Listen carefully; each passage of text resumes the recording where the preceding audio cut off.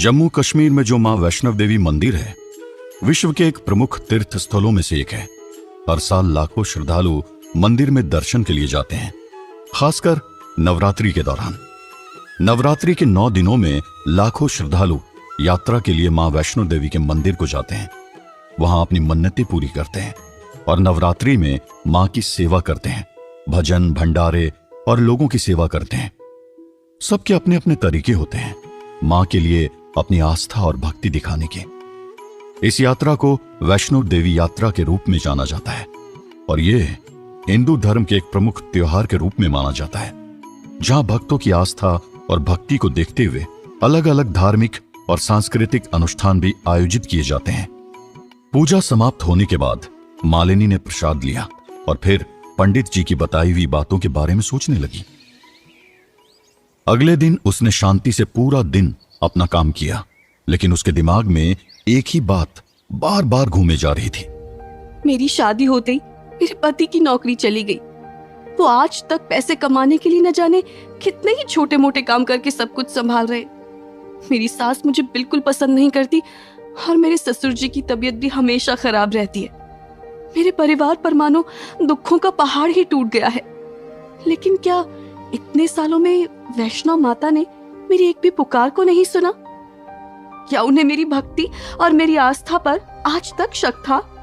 मालिनी अपने आप में ही उलझी हुई थी और इस बीच भी लगातार सास उसे ताने दिए ही जा रही थी, क्योंकि कई औरतों ने मालिनी की बात के बारे में उसकी सास को बताया था।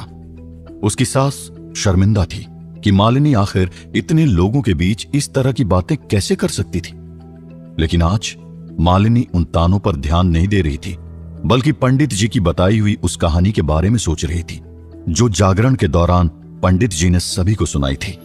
उन्होंने कहा था कि मां वैष्णव देवी के चमत्कार ऐसे होते हैं जिन्हें सोच पाना भी मुश्किल है। वो अपने हर भक्त के सिर पर अपनी छाया बनाकर रखती है। ऐसी एक सच्ची कहानी है जो अनजाने में एक भक्त के साथ हुई थी।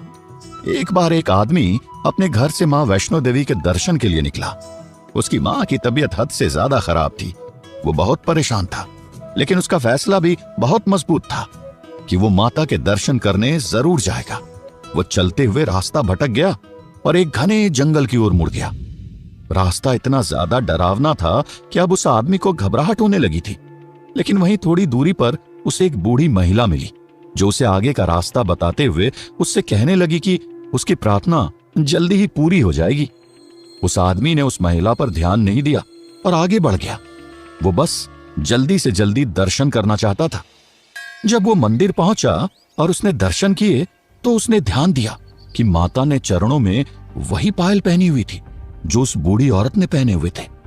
किसी से पूछने पर उसे पता चला कि जिस जंगल में वो गलती से चला गया था, वहां कभी भी कोई भी नहीं जाता और वहां पर किसी का भी होना नामुमकिन था। उस आदमी को समझ में नहीं आया कि अचानक उसके साथ क्या हो गया था। उसे ऐसा लग रहा था कि ये उसके मन का कोई भ्रम है, जो उसे यह एहसास दिला रहा था कि मां वैष्णो देवी ने खुद सामने से आकर उसकी मदद की थी। वह हैरान था और उसने ये बात किसी से भी नहीं कही कि वैष्णो मां ने उसकी मदद की। उसे लग रहा था कि अगर ये बात कोई जानेगा तो सभी उसके ऊपर हंसेंगे और उसे पागल कहने लगेंगे। उसके घर पर पहुंचने पर उसने देखा कि उसकी प्रार्थना का फल उसके आगे इंतजार कर रहा है। उसने देखा कि उसकी बीमार मां पूरी तरह से ठीक हो चुकी थी। अपनी मां को सही सलामत देखते हुए वो फूट फूट कर रोने लगा और फिर उसने सभी से बताया कि उसके साथ क्या हुआ था। इस पर किसी ने उस आदमी से कहा कि उसकी सच्ची श्रद्धा और उसके विश्वास को मां वैष्णो देवी ने टूटने नहीं दिया और इसीलिए उन्होंने उस आदमी पर इतनी कृपा दृष्टि दिखाई। मां वैष्णो देवी के लिए श्रद्धा और विश्वास रखने वाले भक्तों को मां की कृपा हमेशा मिलती है। मालिनी रात में शांति से लेटी हुई इन सारी बातों के बारे में सोच रही थी कि अचानक उसके मन से आवाज आई और वो उठकर बैठ गई। मालिनी ने अपने पति को जगाते हुए उससे कहा, सुनिए, मैंने सोच लिया है कि मैं भी मां वैष्णो देवी के दर्शन के लिए जाऊंगी। मेरा मन कल रात से ही बेचैन है और बार बार मेरे मन में एक ही बात आए जा रही है कि मुझे भी मां वैष्णो देवी के मंदिर उनके दर्शन के लिए जाना है। मुझे नहीं लगता कि हम इस महीने या अगले महीने तक हम जा पाएंगे। क्योंकि मैंने कुछ इंटरव्यू दिए थे। हो सकता है कि इस महीने मुझे इससे रिलेटेड कोई जानकारी मिले, और वैसे भी वहां जाने के लिए तो काफी पैसे लग जाएंगे। और सच पूछो तो इस समय ना तो हमारे पास पैसे हैं और ना ही पापा की तबीयत सही है। जागरण में भी तो काफी खर्च हो गया है ना। एक बार देख लो ना, अगर हम वहां जा सके, कहीं से पैसे का जुगाड़ अगर हो पाए, ज्यादा खर्चा नहीं लगेगा। और अगर कुछ नहीं हो पाएगा तो मैं अपनी शादी के कंगन बेच दूंगी, कुछ तो पैसे आ ही जाएंगे। हो सकता है दर्शन के बाद हमारे घर की बुरी परिस्थितियां बदल जाए। ठीक है, मैं कल माँ से बात करता हूँ और फिर सभी लोग एक साथ जाएंगे। घर पर सभी से बात करने के बाद किसी तरीके से मालिनी ने मां वैष्णव देवी जाने के लिए सभी की रजामंदी ले ली, और अब उसे इंतजार था कि वो कब मां वैष्णव देवी की यात्रा शुरू कर सके। परिवार के सभी लोग मालिनी के साथ रेलवे स्टेशन पर थे और अब ट्रेन आने को ही थी कि तभी शिखर को किसी का फोन आया, और शिखर उस फोन को उठाते ही हैरान हो गया।